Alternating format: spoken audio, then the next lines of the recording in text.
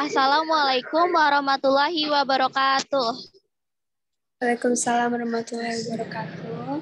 Kami dari kelompok 6 akan mempresentasikan tentang salah satu teori yang dikemukakan oleh George Polya. Sebelumnya, perkenalkan nama saya Salsabila Zahra.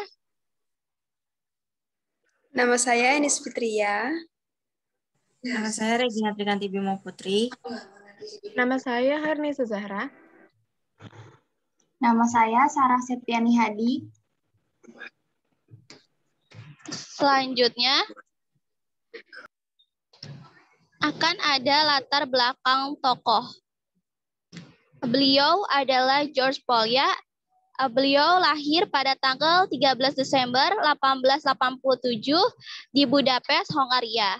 Beliau meninggal pada 7 September 1985 di Palo Alto, California, Amerika. Beliau mempunyai istri yang bernama Stella Vera Weber. Beliau mengikuti pendidikan di Edvos Loránd University pada tahun 1905 sampai 1912. George Polya merupakan kebangsaan Amerika, Hongaria, dan Swiss. Orang tua beliau bernama Jacob Polya dan Anna Deutsch.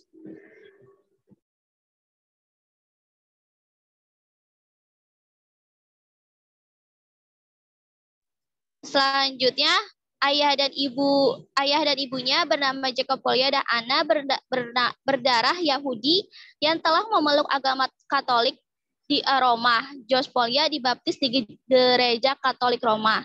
Ayah George Polya, Jacob, lahir di Bekenders di dataran besar Hongaria pada tahun 1844. Sedangkan ibunya, Anna Deutsch, lahir pada tahun 1853. Mereka mempunyai anak 6, namun seorang putri meninggal dunia setelah lahir. George menikahi seorang gadis Swiss yang bernama Stella Vera Weber pada tahun 1981 dan menghabiskan waktu bersama selama 67 tahun lamanya.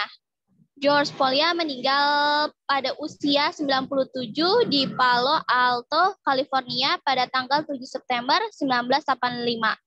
Selanjutnya, George Polya lulus di sekolah dasar pada tahun 1890. Lanjutkan studinya di Gymnasium Daniel Bezerdi untuk mempelajari bahasa Yunani klasik dan bahasa Latin Jerman selain Hongaria. George Polya minat dalam belajar biologi dan studi kepustakaan, namun yang paling menonjol dalam bidang geografi. Bidang yang tidak disukai oleh George adalah bidang matematika. George Polya lulus di sekolah menengah, lalu masuk ke Universitas Budapest tahun 1905. Keinginan orang tua George Polya adalah George Polya melanjutkan profesi ayahnya sebagai pengacara dan beliau kuliah di bidang hukum. Akhirnya, George pun memutuskan untuk mengambil kuliah di jurusan hukum, namun tidak bertahan lama, hanya 1 semester karena beliau menganggap bahwa kuliah hukum sangat membosankan. Selanjutnya, George Polya pun belajar berbagai bahasa dan kepustakaan yang menjadi minat utamanya. Namun, hanya bertahan 2 tahun untuk memperoleh sertifikat sebagai bekal untuk melakukan pengajaran bahasa Latin di sekolah menengah. Beliau sangat kecewa dengan kenyataan. Akhirnya, beliau pun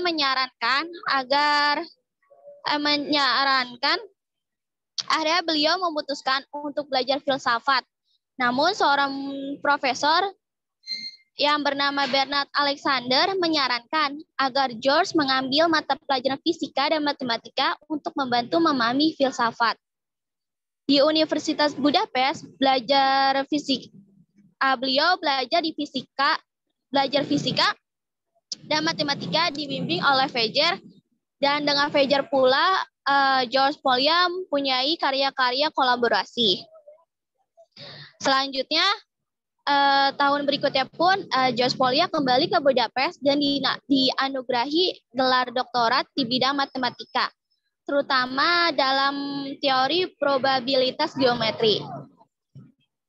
Tahun 1912 dan 1913, ia kembali menekuni matematika di Göttingen lewat kumpulan matematikawan yang terkemuka di dunia, seperti Hilbert Boyle, Hertz, dan Hecke.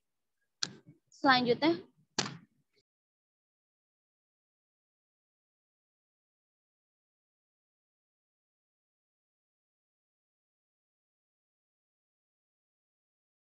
Selanjutnya, ada karya-karya yang dihasilkan oleh George Polya. Salah satunya diantaranya adalah beliau membuat karya pertama pada tahun 1954 yang berjudul Mathematics and Plausible Reasoning.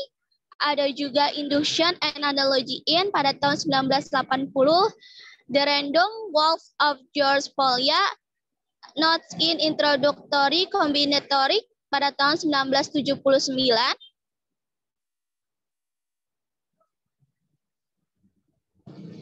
Selanjutnya pula, beliau membuat karya sebanyak 30 yang diawali pada tahun 1954 yang terkenal dan sampai 1945. Karya-karya beliau ada Probability, The Polya Picture Album, Golgodas Iskolaja.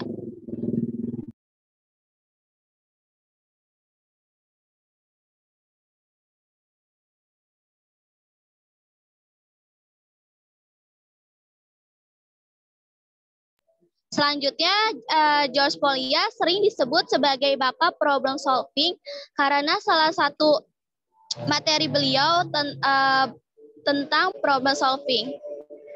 Selanjutnya, nah, kenapa George Polya akhirnya disebut sebagai bapak problem solving? Karena jangkauan matematika beliau sangat beragam. Namun yang memberi nama besarnya tersebut adalah sistem gagasannya yang menjadi pedoman dalam penyelesaian problem. Nah, terdapat ada 4 pedoman dalam menyelesaikan problem. Yang pertama itu ada lihat. Jadi lihat dulu permasalahannya itu apa. Kedua, plan atau rencanakan bagaimana menyelesaikan masalah tersebut. Ketiga itu ada do, kerjakan, bagaimana kita mengerjakan masalah tersebut. Dan keempat itu ada cek atau periksa kembali, bagaimana kita menyelesaikan masalah tersebut.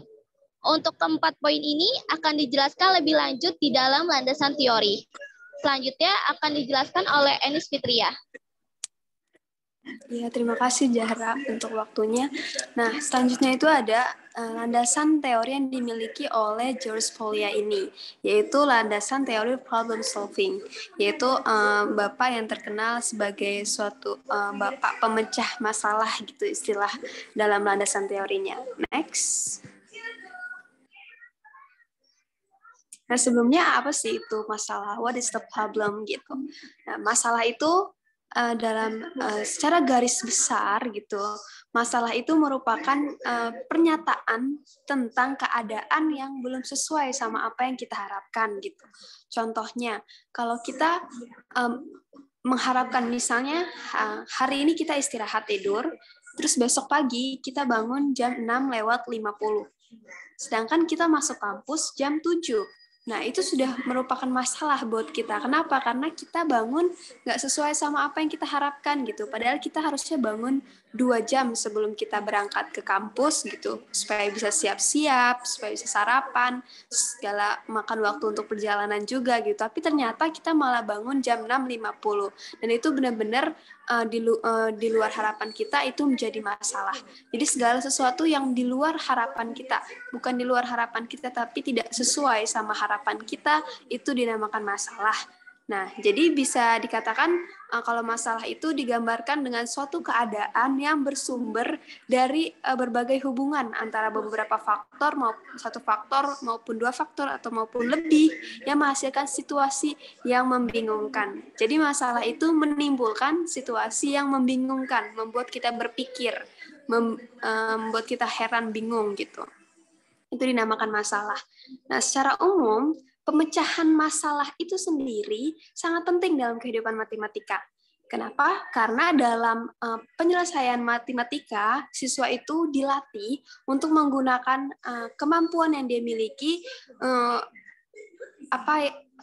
pengalaman-pengalaman yang dia miliki untuk menyelesaikan suatu masalah. Itu penyelesaian masalah. Nah, sedangkan menurut George Polya sendiri, masalah itu dia definisikan sangat simpel sekali. Dia bilang, kalau kita tertidur, terus kita bangun, lalu kita merasa lapar, perut kita lapar, lalu kita pergi ke dapur, terus di dapur tidak ada makanan, di kulkas tidak ada makanan, itu sudah jadi masalah buat kita. Jadi kalau kita lapar, terus kita mau makan, gak ada makan, itu pun udah jadi masalah. Itu disebut masalah, udah masalah itu. Itu menurut George Polya itu kayak masalah tuh udah seperti itu tuh udah disebut masalah. Gitu. Nah, masalah sendiri menurut George Polya itu, penyelesaian masalah sendiri menurut George Polya sesuatu di mana kita mencari jalan keluar atas kesulitan yang kita hadapi. Di mana kita mencari titik temu di mana kita bisa keluar dari situasi yang tidak kita harapkan ini supaya jadi sesuatu yang kita harapkan terjadi gitu. Nah, sebuah pertanyaan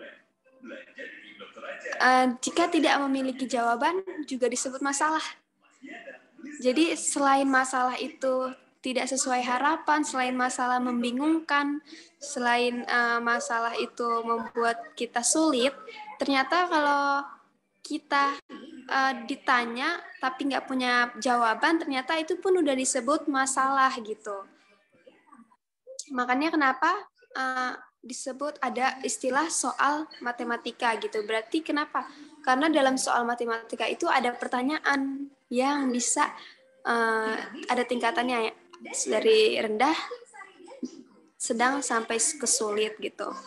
Next, ini ada kesalahan sedikit dalam pengetikan ya teman-teman. Mohon maaf.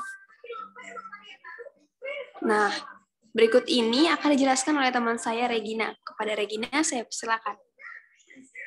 Oke, melanjutkan yang Miss katakan tadi, pertanyaan akan menjadi suatu masalah bergantung dengan individu dan waktu. Artinya, suatu pertanyaan mungkin menjadi suatu masalah bagi beberapa siswa dan tidak menjadi masalah bagi beberapa siswa yang lainnya. Demikian juga, pertanyaan dapat menjadi suatu masalah bagi siswa pada suatu waktu, namun pada waktu berikutnya sudah tidak menjadi suatu masalah lagi karena siswa tersebut sudah menemukan cara atau solusi untuk menyelesaikan permasalahan tersebut. Nah, dapat dikatakan syarat dari suatu masalah bagi siswa adalah sebagai berikut. Yang pertama, pertanyaan yang diberikan kepada seorang siswa harus dapat dimengerti oleh siswa tersebut. Jadi, guru harus memberikan pertanyaan-pertanyaan yang dapat dimengerti oleh siswa dan sesuai dengan struktur kognitif siswa tersebut, sesuai dengan usia tahapan perkembangan siswa tersebut. Yang kedua, pertanyaan tersebut tidak dapat dijawab dengan prosedur rutin yang sudah diketahui oleh siswa. Jadi sebaiknya guru tidak memberikan pertanyaan-pertanyaan yang mudah dijawab oleh siswa karena siswa tersebut sudah mengetahui bagaimana cara mengerjakannya. Guru-guru tidak disarankan untuk memberikan pertanyaan yang membuat anak-anak berpikir, saya sudah bisa, ini soal sangat mudah. Nah, guru-guru harus memberikan pertanyaan-pertanyaan yang dapat dimengerti oleh siswa, namun tetap dapat melatih pemecahan masalah mereka, seperti itu. Nah, selanjutnya akan dijelaskan oleh Anis kembali.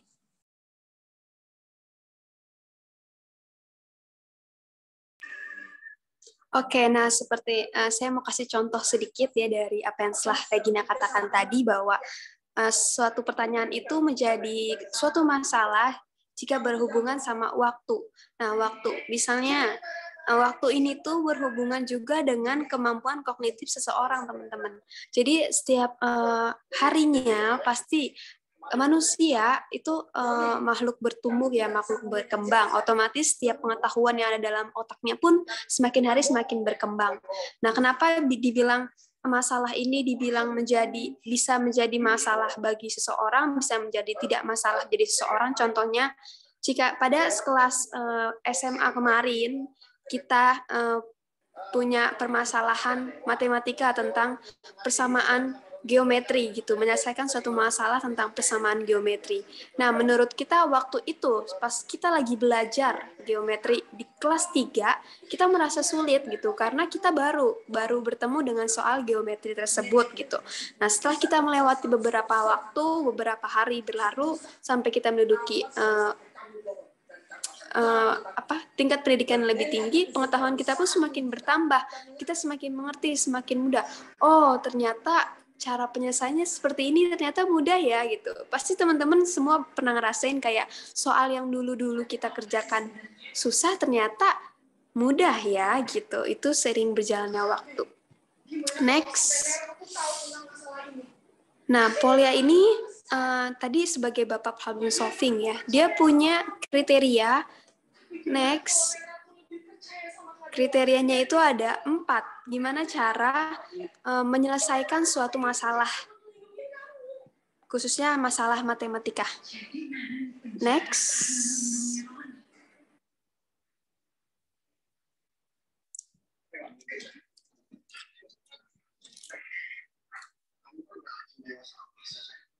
Aku yakin mereka akan pernah bocorin saya. Yang penting sekarang tugas kamu. Udah ada belum slide-nya? Belum keganti. Belum.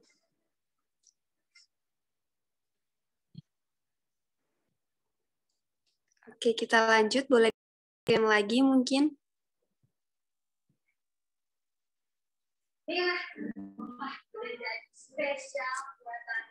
Iya, oke, kita lanjut ya. Nah, tadi ada 4 tips, 4 cara nih dari Bapak George Polia itu dalam menyelesaikan suatu masalah. Langkah-langkah apa aja sih gitu. Ini sempat disinggung sama Zahra tadi di awal ya, pertama. Nah, yang pertama itu ada memahami masalah. Semua orang, mau siswa, guru, pelajar, siapapun, tidak akan bisa menyelesaikan suatu masalah tanpa memahami masalah itu terlebih dahulu. Jadi kita tidak bisa menyelesaikan masalah tanpa paham dulu sebenarnya itu masalahnya ini apa sih gitu. Jadi memahami masalah itu masa di mana kita mengidentifikasi nih apa aja sih yang ada di dalam pertanyaan tersebut. Pertanyaan tersebut tuh mengandung apa aja ya, atau masalah ini tuh ada apa aja. Oh, sekarang di depan saya tuh ada apa, terjadi apa gitu. Terus dibutuhin apa gitu. Pokoknya kita mengenal, kita tahu apa yang terjadi pada saat itu. Itu memahami masalah gitu. Nah, yang kedua, cara yang kedua ini saling berkaitan keempatan ini ya. Antara keempat ini, 4 poin ini. Setelah kita paham, setelah kita mengerti masalahnya apa, kita merencanakan strategi. Karena kita udah tahu, oh ternyata masalahnya di situ. Misalnya, ini kenapa ya motornya kok jalannya geleang-geleong ya? Oh ternyata kita ketemu masalahnya. Oh masalahnya ternyata nih di bannya bocor. Nah setelah bannya bocor berarti kita langkah selanjutnya menyusun strategi. Gimana caranya ya biar nih ban nggak bocor lagi gitu. Oh berarti caranya saya harus bawa ke bengkel. Tapi sebelum saya bawa ke bengkel mungkin saya tuntun supaya bannya nggak rusak atau nggak saya duduk di bagian depan, paling depan banget supaya bannya yang belakang juga nggak rusak gitu. Nah, merencanakan strategi untuk penyelesaian masalah itu juga merupakan suatu proses yang membutuhkan pengetahuan dan pengalaman yang menarik, yang banyak gitu untuk menyelesaikan suatu masalah. Jadi merencanakan strategi itu di mana kita memilih-milih proses nih, memilih-milih strategi yang mana kira-kira yang tepat ya buat menyelesaikan masalah ini gitu.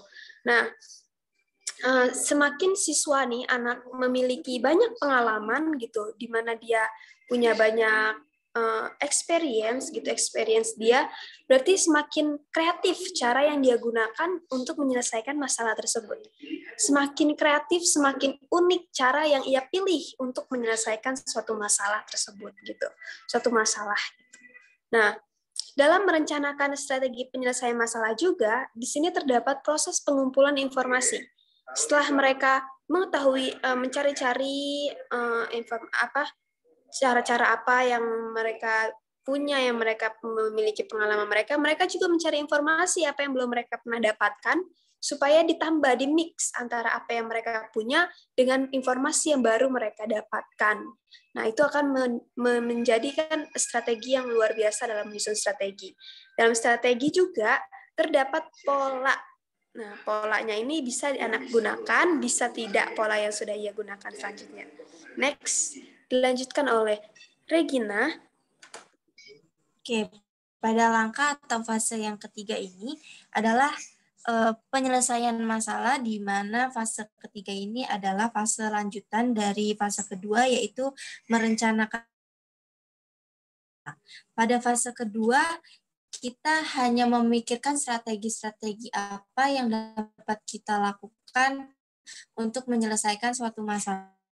Nah, pada fase ketiga inilah kita mempraktikkan strategi-strategi yang sudah kita rencanakan sebelumnya. Nah, kita kerjakan sudah benar. Nah, selanjutnya ada fase keempat, yaitu melakukan pengecekan kembali. Fase keempat dan terakhir menurut Poila ialah melakukan pengecekan kembali dari langkah pertama sampai langkah ketiga yang sudah kita lakukan, lalu ujilah solusi yang kita dapatkan sebelumnya dan kritisi hasilnya. Misalnya solusi kita ternyata terdapat kesalahan pada ketidakkonsistenan atau adanya ambiguitas dan masalah-masalah sebagainya.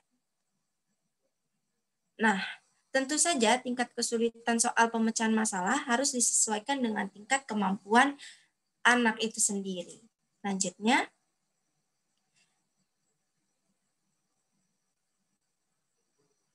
Selanjutnya terdapat beberapa cara yang kita perlu perhatikan dalam mengajarkan pemecahan masalah kepada anak-anak. Yang pertama, kita harus memperhatikan waktu. Waktu yang diperlukan untuk menyelesaikan masalah sangat relatif. Dalam artian, jika seseorang dihadapkan pada suatu masalah dengan waktu pengerjaan yang tidak terbatas, maka orang tersebut cenderung tidak mengkonsentrasikan pikirannya secara penuh terhadap masalah yang diberikan. Jadi, guru dapat disarankan untuk memberikan waktu pengerjaan kepada permasalahan tertentu agar siswa dapat memfokuskan atau mengkonsentrasikan pikirannya ke dalam masalah tersebut. Yang kedua, adanya perencanaan. Perencanaan itu sangat penting, baik dalam aktivitas pembelajaran ataupun perencanaan waktu. Aktivitas pembelajaran artinya ke depannya kita mau belajar apa, sehabis belajar math misalnya kita mau belajar art atau sebagainya, aktivitas-aktivitas apa yang mau kita lakukan, itu guru harus sudah merencanakan sebelum kegiatan pembelajaran. Dan waktu juga harus diperhatikan juga kepada guru, seberapa banyak waktu yang diperlukan untuk mengajar materi-materi yang ingin diajarkan. Nah, selanjutnya itu yang ketiga ada sumber. Nah, kalau sumber itu berarti sangat penting gitu, karena sumber belajar gitu. Jadi kayak pusat di mana yang menjadi acuan dalam belajar.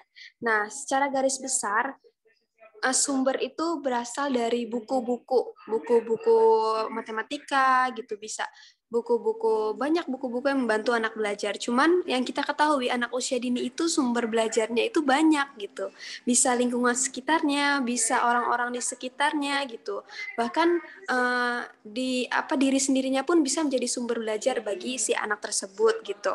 Jadi di sini adalah tugas guru adalah membantu anak menyediakan sumber-sumber yang ada gitu. Kalau tidak buku berarti lingkungan sekitar gitu. Contohnya kayak dalam menyelesaikan masalah pengenalan bentuk geometri pada anak. Nah, pertanyaannya misalnya benda apakah di lingkungan kelas yang berbentuk seperti persegi panjang gitu. Nah, anak-anak berpikir kan apa? Nah, kalau misalnya anak-anaknya dibawanya sekarang belajarnya lagi di luar di lapangan gitu, di outdoor, anak-anak kan sulit berpikir, di ruang kelas apa gitu. Tapi lebih bagus saat ada di ruang kelas itu sendiri gitu. Jadi saat pertanyaan itu dilontarkan, anak-anak ada di ruang kelas, mereka bisa lihat sekeliling kelas mereka. Mana ya yang kayak berbentuk persegi panjang? Oh, lemari. Oh, papan tulis Bu Guru. Oh, pintu gitu. Nah, itu jadi sumber. Guru harus cerdas menentukan menempatkan anak berada pada sumber belajar yang tepat. Next itu ada teknologi. Nah, teknologi itu banyak sekali teknologi yang kita ketahui ya. Nah, khususnya dalam belajar matematika itu kita banyak menggunakan teknologi kalkulator. Nah, sebenarnya masih banyak yang pro dan kontra terhadap penggunaan kalkulator ini. Tapi boleh sesekali kita menggunakan kalkulator ini kepada anak-anak dalam bermain jual beli contohnya gitu. Supaya apa? Supaya mengenalkan anak-anak supaya tetap aware terhadap kemajuan teknologi yang ada. Jadi walaupun kita tetap mengedepankan perkembangan kognitif anak gitu, tapi kita juga tetap seimbang, balance sama pengetahuan teknologi yang seharusnya anak-anak dapatkan gitu. Nah, demikian tuh cara-cara yang disampaikan oleh George Polya dalam menyelesaikan suatu masalah.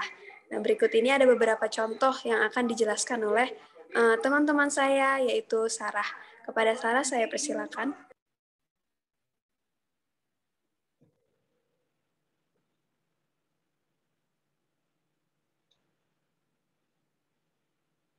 Berikut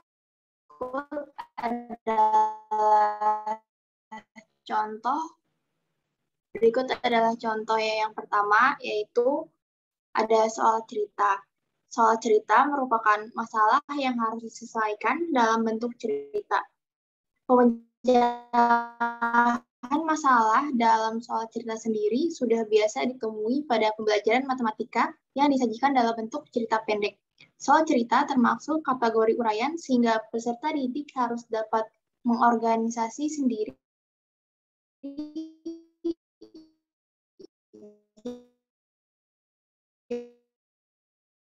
jawaban yang diinginkan. Penyelesaian secara sistematis dan mengambil sebuah keputusan. Next.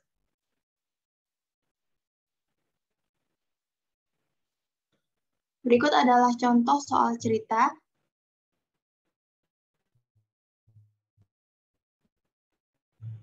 Diketahui lalu uang 5 ribuan dan 5 lembar uang 20 ribuan. Jika Nana akan membeli buku yang harganya 25 ribu, maka berapa jumlah uang Nana setelah membeli buku tersebut? Lalu selanjutnya,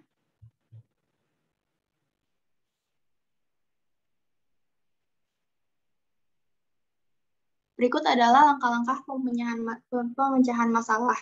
Yang pertama adalah memahami masalah semua unsur yang ada di dalam soal cerita ke dalam bentuk yang lebih jelas dengan menuliskan apa yang diketahui serta apa yang ditanyakan. Seperti menuliskan yang diketahui adalah Nana memiliki 3 lembar uang 10 ribuan, lalu 2 lembar uang 5 ribuan, dan 3 lembar uang 20 ribuan. Lalu yang ditanya, jika Nana akan membeli buku yang harganya 25 ribu, maka berapa jumlah uang Nana setelah membeli buku tersebut. Lalu yang kedua adalah membuat rencana penyelesaian. Peserta didik dapat merencanakan penyelesaian dari permasalahan tersebut dengan menggunakan beberapa strategi-strategi, seperti dijabarkan uang Nana. Terdapat 3 lembar 10 ribuan, lalu ada 2 lembar 5 ribuan, dan 3 lembar 20 ribuan. Selanjutnya,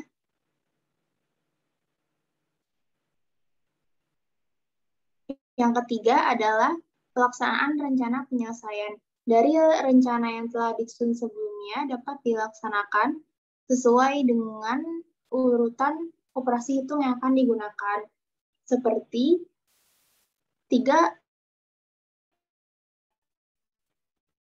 terdapat 3 lembar 30.000, lalu terdapat 2 lembar uang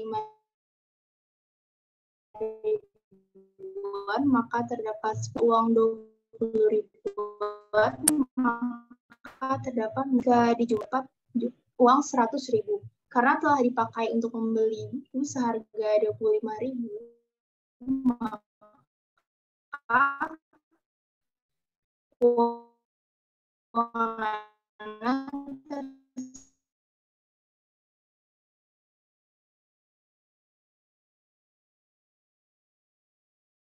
sisa. Lalu selanjutnya, next.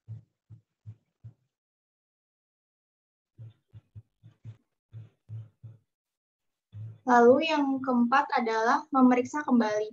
Peserta didik dapat memeriksa kembali jawaban dari soal cerita dengan cara mencocokkan kembali antara hasil jawaban dengan soal semula. Peserta didik dapat menyesuaikan hasil yang telah diperoleh dengan hal yang ditanyakan, lalu menginterpretasikan jawaban yang telah diperoleh. Selanjutnya, mengidentifikasikan apakah ada cara lain yang dapat digunakan untuk memecahkan masalah dan mengidentifikasikan jawaban atau hasil lain yang memenuhi. Lalu contoh selanjutnya akan dijelaskan oleh teman saya. Lalu untuk contoh kedua, penerapan dalam pembelajaran matematika itu diambil pakai grafik. Nah, grafik sendiri merupakan salah satu konsep matematika.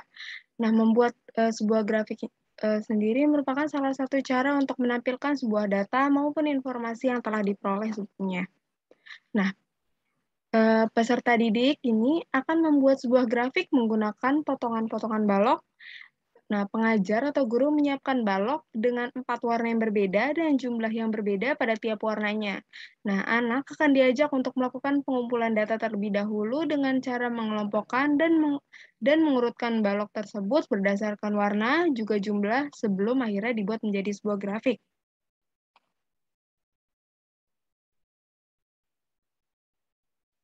Nah, yang pertama itu ada memahami masalah. Nah, di sini anak dan guru atau pengajar dapat melakukan diskusi awal untuk membuat anak familiar dengan kegiatan yang akan dilakukan dan menemukan masalah apa sih yang harus dipecahkan. Nah, sebelumnya itu anak itu harus sudah mengerti pengelompokan, pengurutan, juga menghitung tentunya.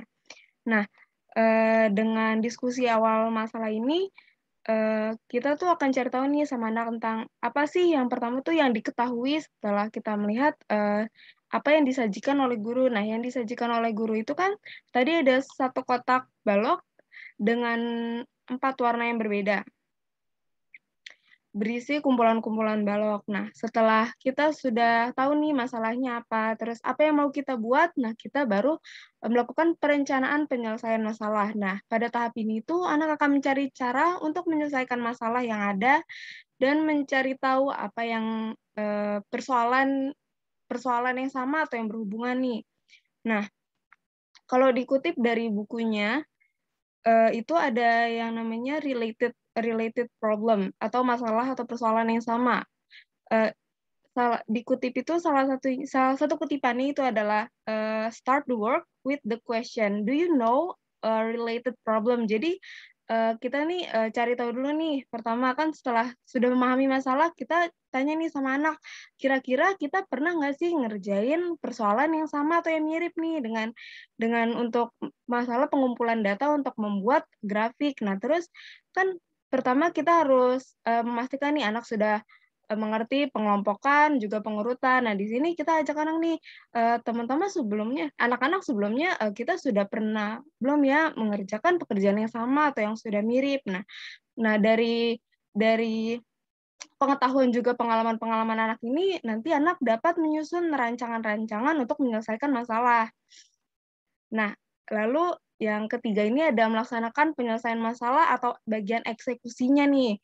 Nah, setelah anak-anak merancang atau planning, nah guru di sini memastikan juga mendampingi anak dalam melakukan penyelesaian masalah. Nah, penyelesaian masalah pertama ini, pertama-tama anak akan mengelompokkan balok-balok berdasarkan warnanya, lalu menghitung jumlah tiap balok tiap warna yang berbeda ini ada berapa.